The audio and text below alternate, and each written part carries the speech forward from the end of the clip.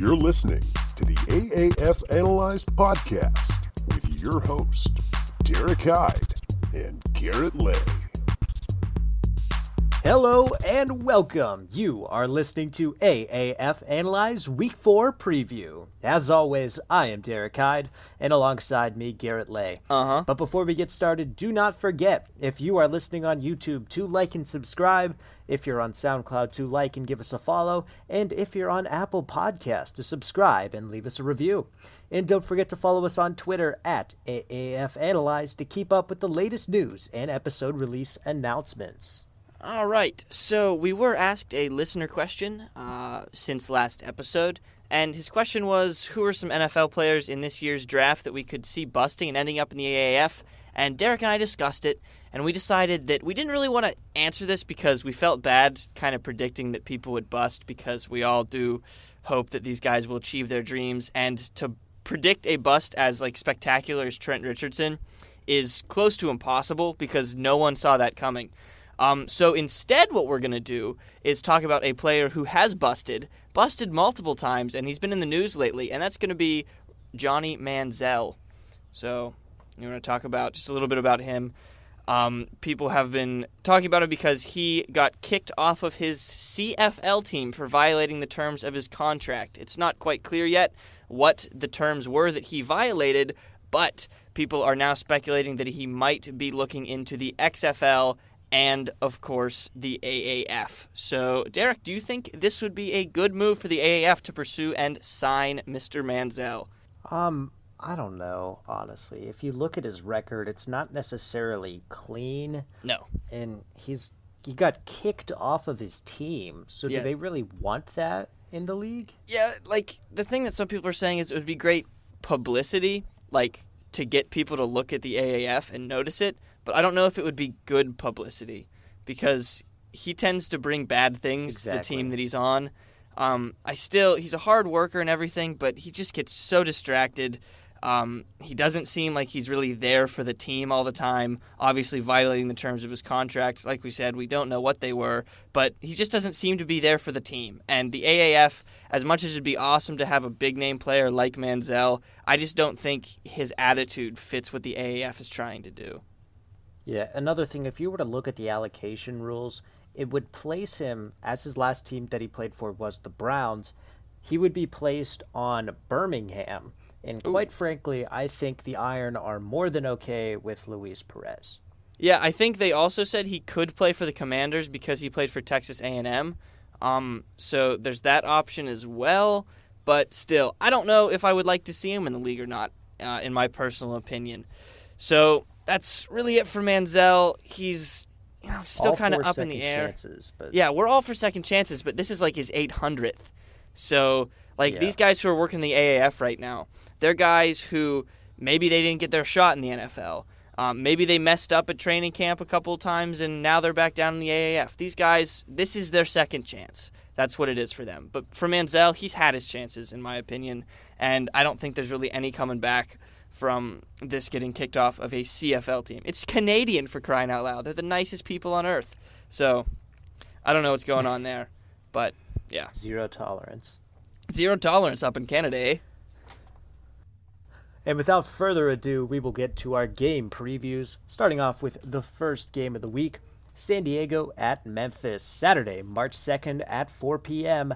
on Bleacher Report Live and, of course, the AAF website if you do not have Bleacher Report Live. San Diego looks to be a completely different team, hence why they rose to number 3 in our power rankings. And Memphis looks like they are on the verge of turning over to a new side of their team with Zach Mettenberger under center and possibly a deadly offense. Yeah, it looks really exciting, and I'd like to go ahead and coin a term now before anybody else takes it, and I will now, from now on, be referring to the Memphis offense as the Zach Attack. I am convinced this is the best name for an offensive duo ever in the history of football, ever. The Zach Attack, you're going to be hearing me saying it a lot now, particularly if these two really do have a connection. Of course, I'm talking about Zach Mettenberger starting at quarterback for Memphis and Zach Stacy. I think they have some big potential, so I'm going to go ahead and give them a name, and that is the Zach Attack. Thank you. I'm proud of it. Okay, but how are you spelling Zach Attack? See, so I was thinking you could spell it Z-A-C, like Zach Stacy, or Z-A-C-H, like Zach Mettenberger, or you could just spell it Z-A-C-K, and then give it to both of them. So neither one of their names. Correct. I think I'm going to go with the K. So it'll be Zach with a K attack, even though neither of their names are spelled that way. So, yeah. Anyway, I just want to coin that phrase now and write it down. AAF Analyze said it first. It's the Zach attack. Whatever you say. Yep. Further getting into this actual game, let's go to some keys. What's going to need to happen for either one of these teams to come out with a win? Personally, I'm looking at quarterback play. Absolutely. Philip Nelson has gotten better and better each week, and quite frankly, this game should be no different. He has added over 50 yards to his games each game, and this past game he added 2 touchdowns to his stat line. He's getting hotter. He is. He's got nowhere from slowing down. No, he's making tight In throws. Memphis, Oh, hey. I still have stuff to say about Mr. Phillip here.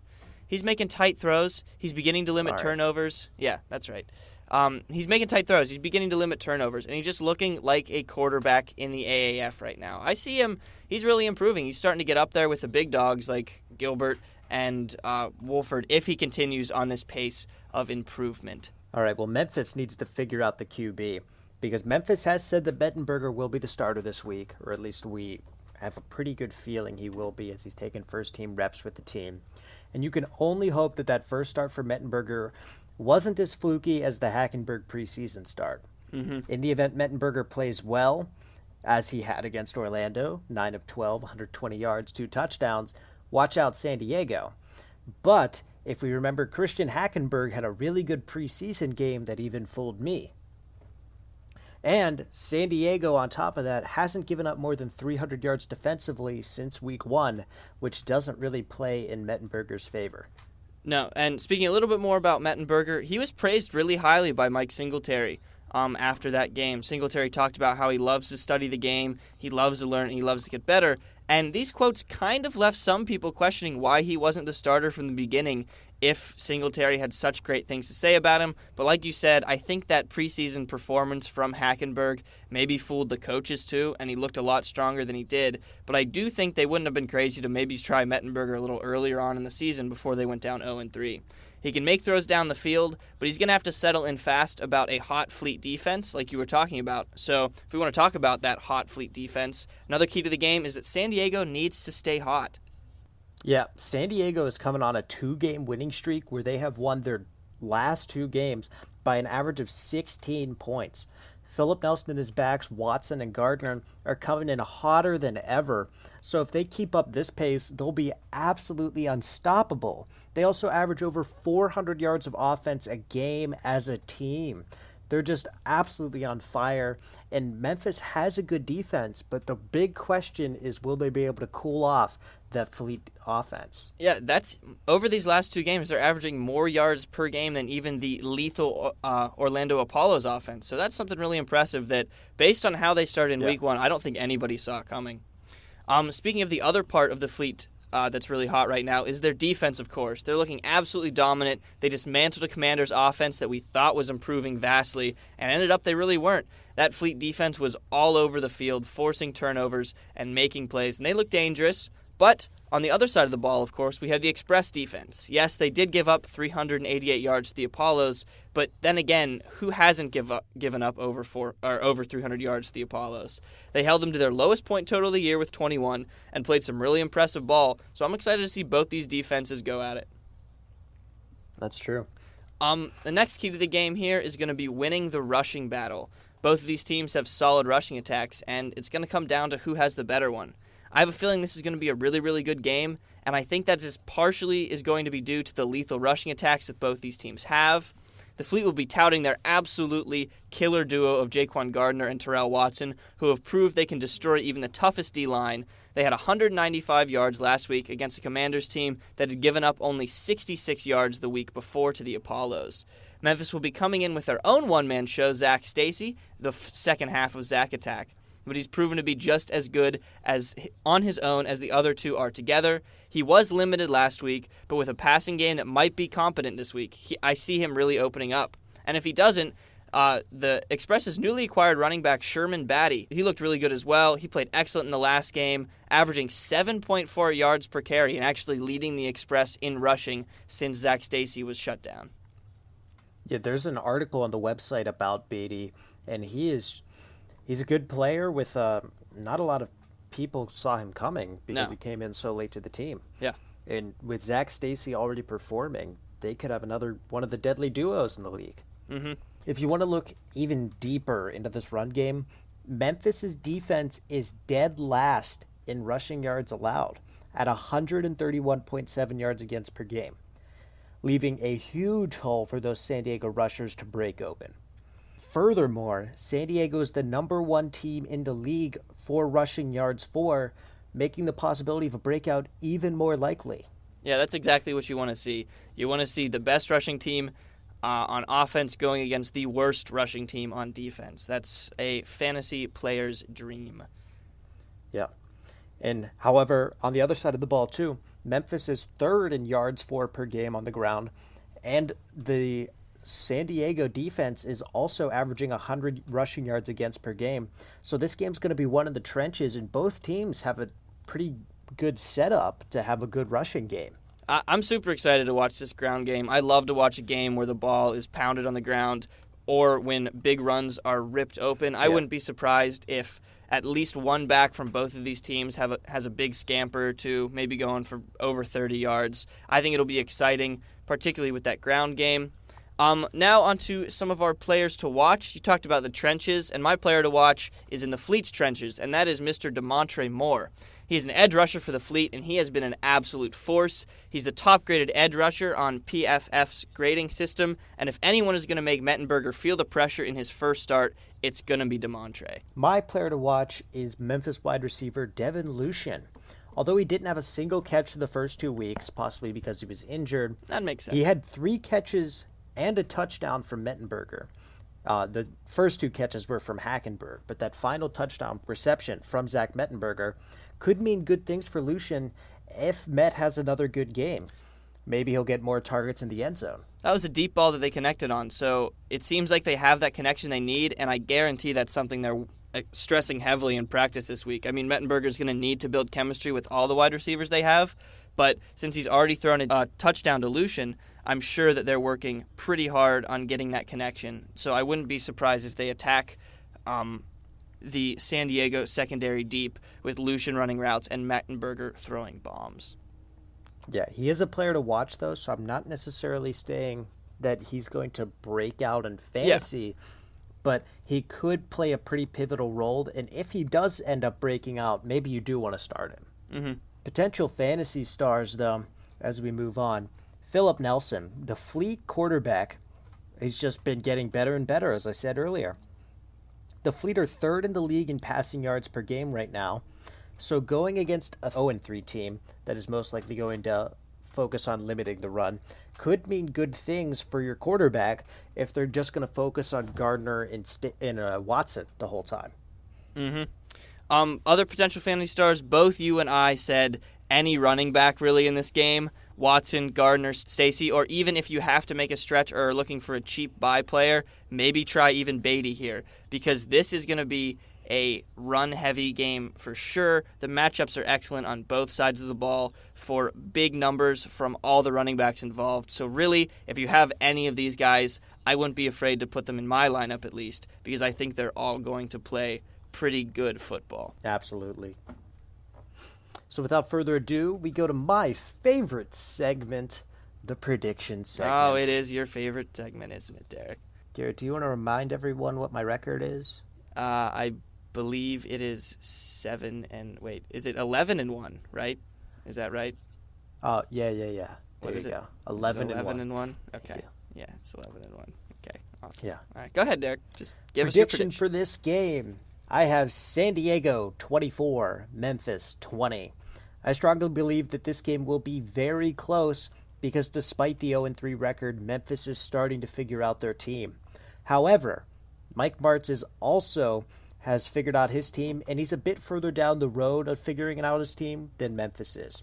So the San Diego rushing game will have a field day and take this one by a mere 4 points. All right, I agree with you. This is going to be a close game, but I was up in the air between picking two different upsets here because I need to catch you, and I'd also like to see an upset this week. So this game is the game I decided on. It's going to be my upset. I have Memphis becoming a 1-3 team this week and beating San Diego 27-23.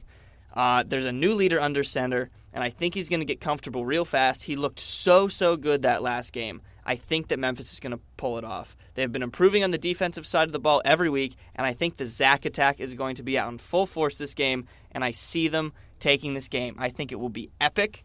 It might be the best game of the week. I wouldn't be surprised if it is, and I think this is going to be our upset. So I'm excited. I could be terribly wrong again, though, which is a theme this season. But hey,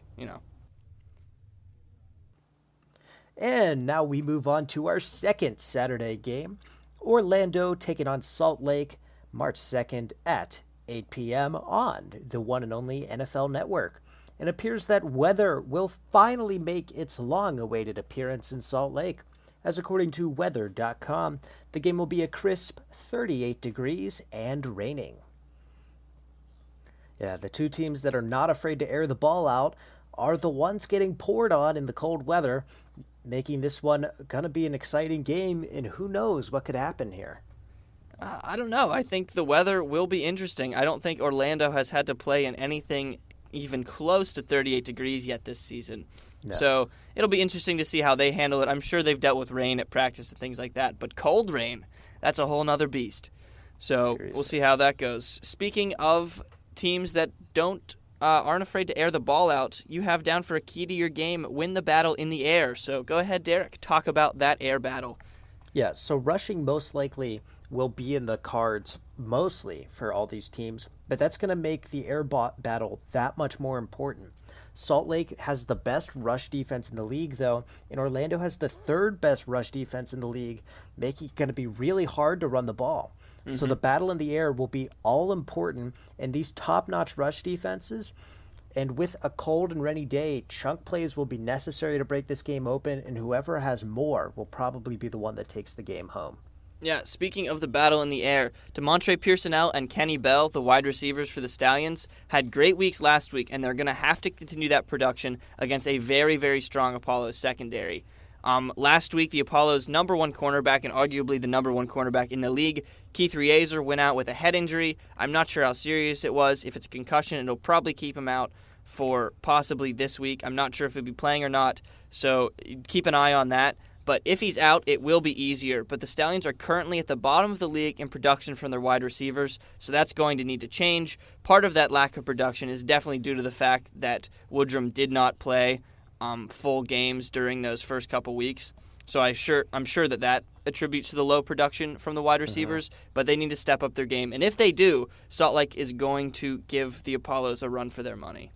Yes, certainly. We just talked about the weather a little bit more. I just got to reiterate, 38 degrees and raining. It's going to be interesting to see how the teams deal with this and see if they favor the run a lot more, which is the complete opposite of what Orlando has done so far through their first three games. And you want to see how Orlando, for example, will deal with that on the rush because they haven't really developed a great running game. Mm-hmm. Same thing with Salt Lake, even though they have impressed us with their Buonio and Oliver duo, they were just getting things started with Josh Woodrum, and you don't want them to go away from him so early. Yeah. So with that, developing the run is going to be a huge thing. And despite how much we have grown to love the Buonio and Oliver duo, neither team boasts a particularly impressive team running game. Salt Lake is sixth most average rushing yards per game at 101.7 on the most carries in the league. And Orlando is just above them at fifth, averaging 109 yards per game on the ground. And when it's cold and wet, running game has to be at the forefront, and neither one of these teams has produced that well. Yeah, once again, like I talked about with the wide receivers, that most carries in the league, part of the Salt Lake rushing game, probably has something to do with the fact that Woodrum wasn't playing for the first couple games. So it'll be interesting to see how much they utilize that run. And I think what's going to be important is the team that can open it up in the air is going to be able to get that run game going more, because then the other defense will have to be focusing both on the air and the run instead of just being able to hone in on the opponent's run game. Another key for the game that I have is pressure, and more pressure. The Stallions have a knack of sticking around in games, and Orlando is going to have to floor it from the beginning of this game and keep the Stallions from nipping at their heels. If they need to rip off some big plays early in the game, they have to do that, and then they have to continue to run the Stallions into the ground, because the Stallions stick around in these games for a long, long time, a lot longer than most people think they will, and particularly with the cold, the Apollos need to get in there, punch the Stallions in the mouth, and continue to hit, because if not, I can see the Stallions making a big comeback in this game. Yeah, don't let that 1-2 record deceive you. The Stallions have made a very good effort, and they've been very close in just about all of their games. They were, tied? Oh, no, they were down by 2 at halftime against Arizona week 1. And they even came back and beat them week 3. So if you underestimate them, they're one of those teams that will surprise you. Absolutely. They lost their week 1 game by 16 points, but that game kind of got out of hand after Woodrum got hurt. They only lost by 3 the next week to the Iron, and then Woodrum. and then they won by 8 the next week. So these games aren't very far apart. No teams blowing each other out when the Stallions are involved. So Orlando's going to have to keep that pressure up, and the Stallions are going to have to make sure that they can apply pressure of their own to the Apollo defense. But the other defense is going to be important. The Stallions' defense, if the Stallions are going to win the game, it's going to be because their defense played perfect football, and against an offense like the Apollos, you have to play perfect football. They have one of the best pass rushers in the league in Carter Schultz. He's going to need to find home multiple times against Garrett Gilbert. They have one of the best run stoppers in the league in Mike Purcell. He's going to need to be a brick wall, and the Stallions secondary is going to have to ball out against Charles Johnson and Jalen Marshall, or this game will get out of hand fast. Yeah, those wide receivers for Orlando are so talented, and with Garrett Gilbert under center, you have to look out constantly, or else they will burn you. Yeah. And my players to watch here, back to the Stallions defense. My players to watch are going to be the Stallions linebackers. Trevor Riley and Greer Martini had excellent weeks last week and will be key to stopping the run. Trevor Riley is ranked number 1 on the PFF's linebacker rankings through 3 weeks, and Greer Martini is ranked number 5 among linebackers on the PFF's rankings. So those two guys are really, really talented players who you're going to want to watch during this game. And then on the other side of the ball, I think linebacking core is going to be particularly important in this game. So I see players to watch being the Apollos linebackers. Terrence Garvin leads the league in interceptions, and Reggie Northrup II is in top 3 for tackles for loss. And Terrence is ranked 2nd on the PFF's rankings, and Reggie Northrup is ranked 4th on the PFF's rankings. So these are really, really good linebackers who are going to be playing each other. So I'd pay attention every single time that defense is on the field to these 4 linebackers. They're good coverage linebackers, too. Garvin has 3 interceptions. I believe Martini has a pick, too. And you not only have to watch out for the secondary in this game, but the linebackers, because they'll pick you off, too. They are ball hawks right there. Seriously. Potential fantasy stars for this game. We both want to shy away from the quarterbacks because of the weather. We don't know how much that will affect them. Maybe in the future, we'll see that it doesn't affect as much as we think it will. But as of now, my starter is going to have to be running back D'Ernest Johnson. Johnson has progressively gotten more and more carries each game, and he's averaging an astonishing 6.7 yards per carry through the first 3 weeks. And in a game where running is going to be paramount, Johnson looks like a pretty safe start to me. And my fantasy star for this game is going to be Charles Johnson. I just don't see any cornerback on the Stallions who's going to be able to keep up with him. He's so athletic, he's so talented, he's so big. It's going to be hard for the Stallions to be able to stop Charles in the secondary. And I'd also give a fantasy star to either Joel Boagnon or Brandon Oliver. Once again, Buonio. I don't think I'm ever going to get that right. I'm going to be honest with you. I think I'm just going to pronounce it wrong for the rest of the season, and everyone's going to have to get used to that. I apologize now. Okay. But I think I'd feel pretty safe starting either of these running backs. Last week they both got a touchdown. They're going to be used a lot in this rainy game, so I think I would feel safe starting either of those running backs as well. we can go ahead and move on the predictions. Certainly now, we could be wrong because weather isn't necessarily always correct. Yeah, they've fun fact, they've actually lowered the precipitation percentage from 60% to under 50 now. So. No. Well, it might not even rain at all, and everything we've said about the importance of the run game when it's cold and wet could be wrong. But hey, who knows? We could be totally right as well. And speaking of totally right, Derek, let's move on to the prediction. I like the subtle compliment there. You're welcome. I got Orlando winning this one 30-26. This game will be another very close one. If you like the AAF, Saturday will be a fantastic game for you to watch. Yep. However, the Orlando rushing attack with Johnson just got hot at the right time.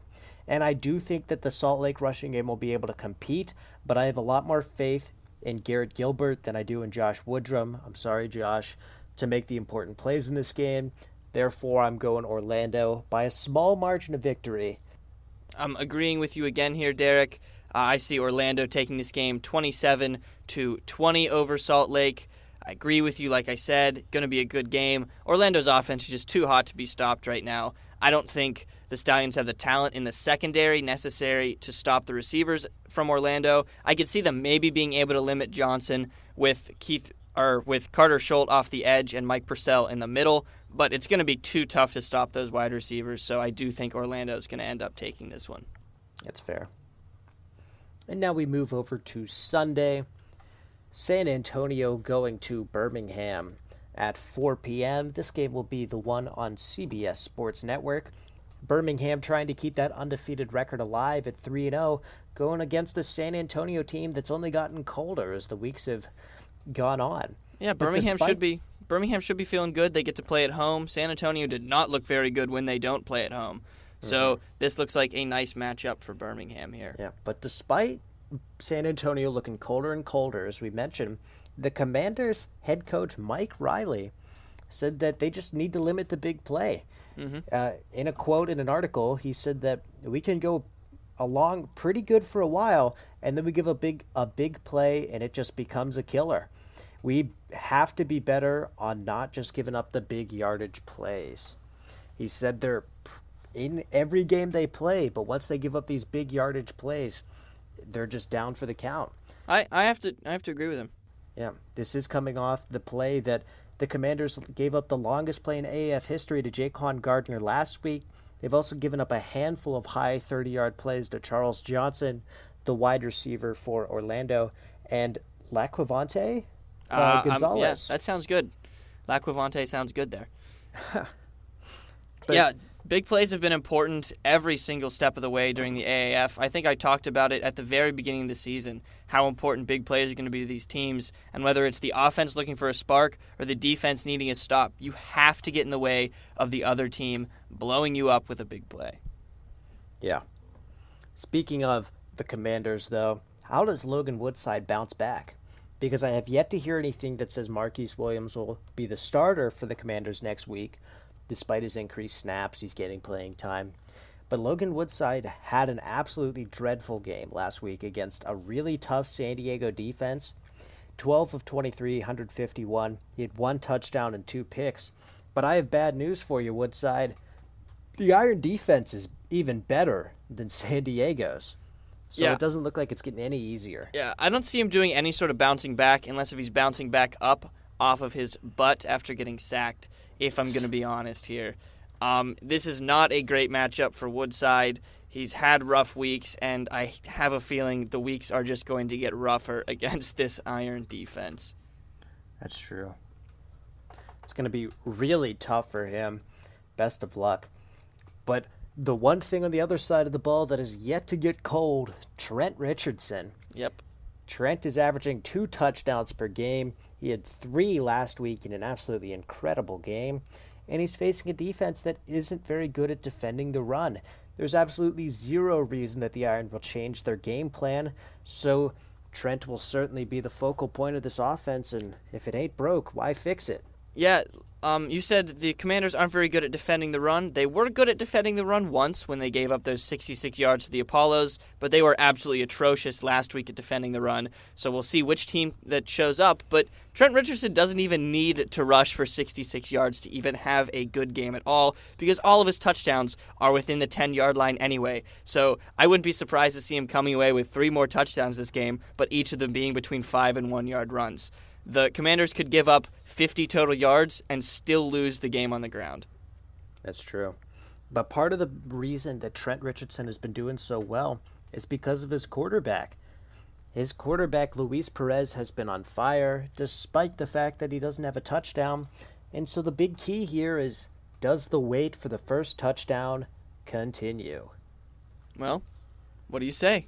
Because I think the best way to say we got it right is to say it every week. So we're going to say it again. Perez will get one in the end zone this game. San Antonio is currently the worst team in the league in terms of air yards allowed and touchdowns allowed to wide receivers per game. So this is finally the matchup that Perez has been waiting for. Yep, I wasn't so sold on it last week, but I'm going to say it this week. This is the week that Luis Perez gets his first touchdown, because San Antonio gives up 1.3 passing touchdowns per game, which I believe is third in the it's not great. It's second or third in the league for passing touchdowns against, meaning if it does happen, this is the game that it will. They do actually. They give up the most receiving touchdowns, like you said.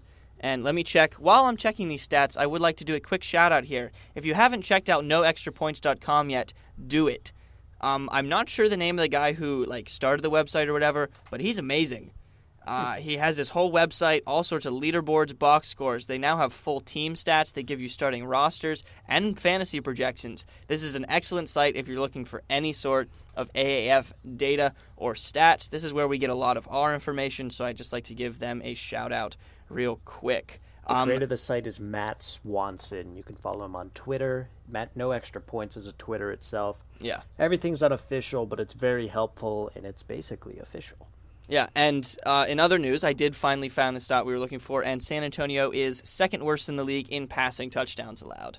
So this does feel like the game where Perez should put one in the end zone, finally, crossing our fingers that we're right here. Maybe, just maybe. I hope so. And without further ado, this game should be pretty interesting. Let's look at our players to watch.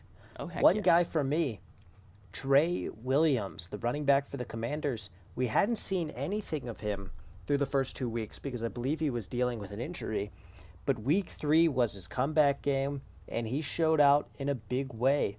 The Commanders only gave him 7 carries, just 2 behind the leading carry receiver, Kenneth Farrow. And Trey Williams had 75 yards on just 7 carries. He's averaging 10.7 yards per carry. And his longest rush was only 30 yards, so it's not like he got all of it on one rush. Mm-hmm. That's what you like to see. Yeah, really good stuff. In addition to that, he also added 2 catches for 13 yards. And he might be a sleeper pick for your fantasy team because you can probably get him on the cheap. Yeah. My player to watch for this week is going to be one of my favorite players in the league currently, and that is cornerback for the Iron, Jamar Summers. He's going to have to be covering the heck out of one of the strongest and best wide receivers in the league, Mikhail McKay, and if he steps up his game, I don't think the Commanders' offense gets anything going at all because he has been so excellent this year so far. So if he can shut down McKay, he shuts down the Commanders. I can go get along with that. Hey. Potential fantasy stars. Do I even need to say it? No. I'll say it in 3s. You don't have to say it. Trent. Because 3 is the magic number, and Trent Richardson is coming in hot. San Antonio gives up the 3rd most rushing yards against per week, and Richardson is a madman, making him more than a favorable start this week, and maybe, just maybe, we'll be seeing him later at the end of the show. And my fantasy star is going to be another Iron player, and that would be Quentin Patton. The San Diego secondary currently gives up the most fantasy points to wide receivers. Start him. Just do it. Listen to me. I bet I'm right, hopefully. This will be embarrassing if I'm not. But I'm saying Quentin Patton has a good game. You want to further your prediction even more? The Luis Perez touchdown. Does it go to Patton? Does it go to Patton? Let me think. Yes. That wasn't a lot of thinking. No, it wasn't. I've decided. It's a yes. Fortune favors the bold. All right. Going on to the predictions in this game. I just don't see any way San Antonio pulls this out. They've gotten colder. Birmingham's gotten hotter. I got Birmingham winning 22-12. The Commanders' offense has only gotten worse since week 1, and the Iron defense is strong as steel and has shown no sign of letting up. And when they go against a Commanders' offense that is beginning to collapse already, all signs point to another Iron win and them coming into Orlando 4-0. I agree with you this week. I see Birmingham winning this game 29-19 over San Antonio. Their defense has just been so excellent. It's hard not to pick them, as they are top 3 in every defensive yards allowed category and are forcing at least 2 turnovers a game. I see them getting another 2 turnovers this game, another bold prediction from ya boy. And I think it's going to be a good game, but I do think that Birmingham defense is just going to suffocate the San Antonio offense. Bold predictions here. And our final game of the week, Atlanta at Arizona, Sunday at 8 p.m. on, again, NFL Network. Arizona's coming back home after a pretty disappointing loss against Salt Lake, and you got to see if maybe, just maybe, Arizona's coming back into form, and they'll be just as stellar as they were week 1 if Wolford's back. Yeah, my first key to the game is Arizona getting their swagger back. Not to pick on Atlanta, but this is a great game for the Hotshots to ease back into a rhythm after a pretty poor performance last week. If you're going to play a team coming off of a rough week, you're going to want it to be the Legends. No offense to Legends fans everywhere, but they just aren't looking very good. So we have to be honest. Yeah, we do. We do have to analyze the league, and that requires some hard truths. But there is a really big question for Arizona coming into this game. Who will be the starting quarterback? There was an article that came out by the Hotshots team reporter that said the Hotshots are, quote, hoping Wolford will be ready to start this week, but they do not know yet. The Hotshots are obviously going to hope their starting quarterback's back feels well enough for him to start Sunday night in that battle against the Legends, because he's been absolutely on fire in every one of his games that he was in, even the Salt Lake first half. And Wolford did practice this week and said afterwards that he felt good and appeared to be on track to play. He said, quote, he is not 100% yet, but he's hoping to be 100% by the end of the week. Just a strain in his back locked up, nothing serious. X-rays came back negative. He said he felt sore Sunday, but Wednesday his back has loosened up and allowed him to take part in practice. He said he felt it a little bit of practice, but nothing inhibiting him, meaning that maybe, just maybe, Wolford will be there on Sunday. Yeah, I see him starting right now. I saw a couple of videos of him at practice. He looks good. He looks strong. It doesn't look like his back is bothering him that much.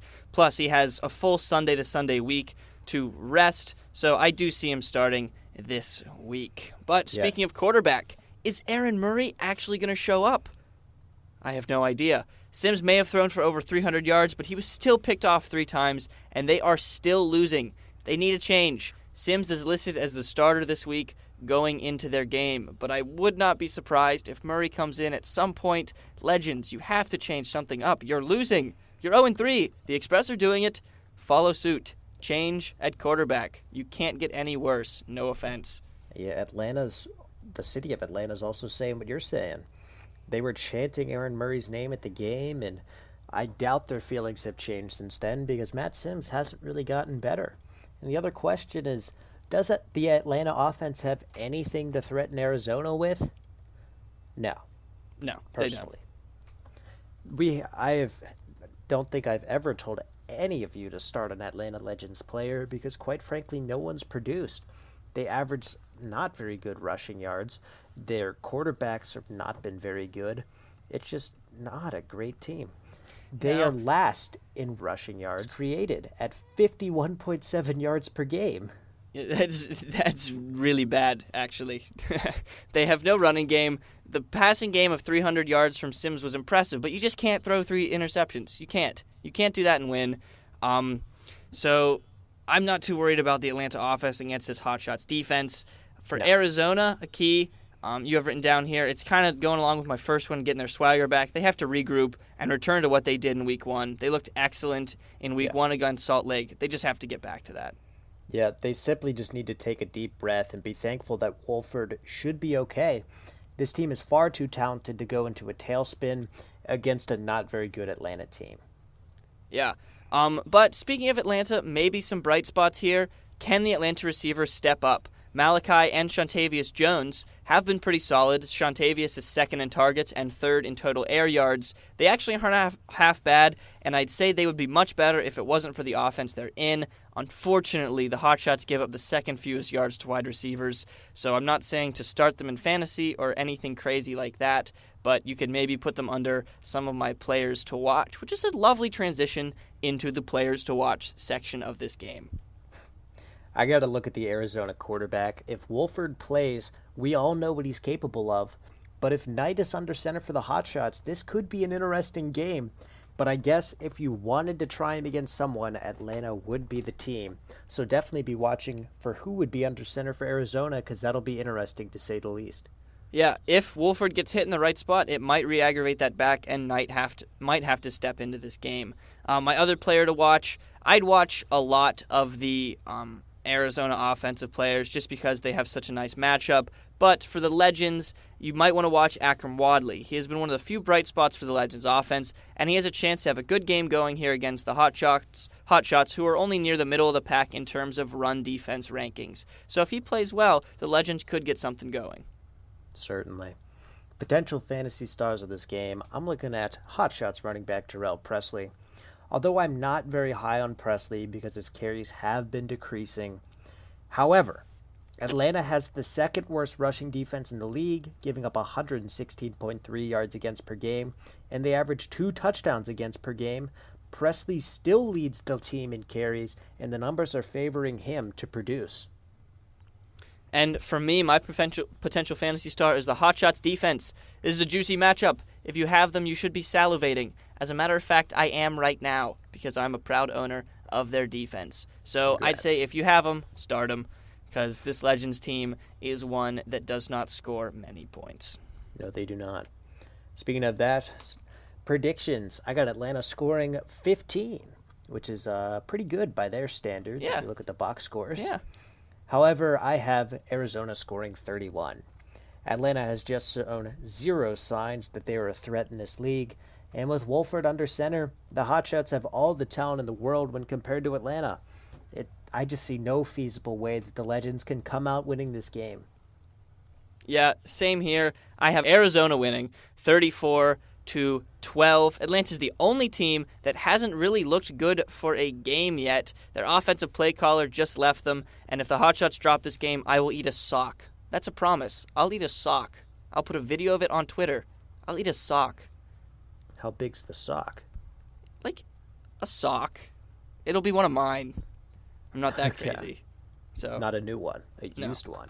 A used one. It'll be a used sock, but I'll eat it if Atlanta wins this game. So many of you are probably now cheering for Atlanta. So you're welcome, Legends. I got you some new fans. Fantasy football talk. Time to go to the plug and the pass. Yep. My plug got to be Dearness Johnson, the running back for the Apollos. He's just gotten better and better each week, constantly increasing his carries and his rushing yards, and he's averaging 6.7 yards per game, and he's going up against a team that isn't very good at covering the run. Quite frankly, you'd be nuts to not start Johnson. And another player you'd be nuts to not start is Rashad Ross. He's one of the best receivers in the league, and against a team as weak as the Legends, he's a must-start. The strongest part of the Legends' defense is arguably their secondary, but that is more focused in the safety area, so I would really, really lean heavily towards Ross here and plug him into my lineup immediately. Yep, my pass changes a little bit with the weather, but I did write this down. Josh Woodrum and Garrett Gilbert might be fantasy passes. Solely because of how the weather could turn out, I would pass on these players because cold and rain just is not a great combo for a quarterback to be a threat in this league. But, again, the weather did say that it might not be either of those things, so in that case, go ahead and start both of them. Yeah, my player to pass is equally crazy. I actually have Mikhail McKay written down here. I'll be honest, It feels nuts to say, but I just don't see the Commanders getting much going on offense. McKay is going to be shadowed by arguably the best or second best corner in the league in Jamar Summers. But I have to be bold here, and as Queen Latifah once so eloquently put it, be bold, be brave enough to be to your true self. And I'd be crazy not to listen to Queen Latifah. So I'd actually say pass on Mikhail McKay this week. It's a weird place to get your insight from. Yeah, well, she's a wonderful woman, so I listen to her. And now, finally, for our power players. Starting off for me, I'm going suit in covering what Garrett had taken last week. Trent Richardson. I don't just like this pick, I love it. Richardson has been a tank running through anything and everything. San Antonio gives up the third most rushing yards against per week and on the least amount of carries against per game. The Iron will continue to feed the beast as Richardson has another fantastic game. And my power player for this week is Jaquan Gardner. I doubted him last week. I looked like a fool, and I'm giving him mad respect and making him my power player this week. The game he's playing in is going to be run heavy, and I think Gardner will lead the pack. So, that's all we have. Someone is knocking at the door of the sound booth, and I believe they have it reserved in the next 5 minutes. So I have to get out of here. So we're going to go ahead and wrap up this episode. Don't forget, our Monday recap episode will be coming out, like I said, on Monday, where we will talk about the results of all the games and figure out what we got right, what we got wrong, and if we look like fools or not. Thank you so much for listening. We love all you listeners, and peace out, and play football.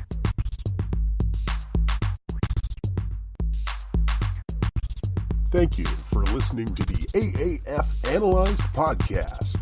Follow the show on Twitter at AAF Analyzed and feel free to contact the show to have your questions featured on a future episode.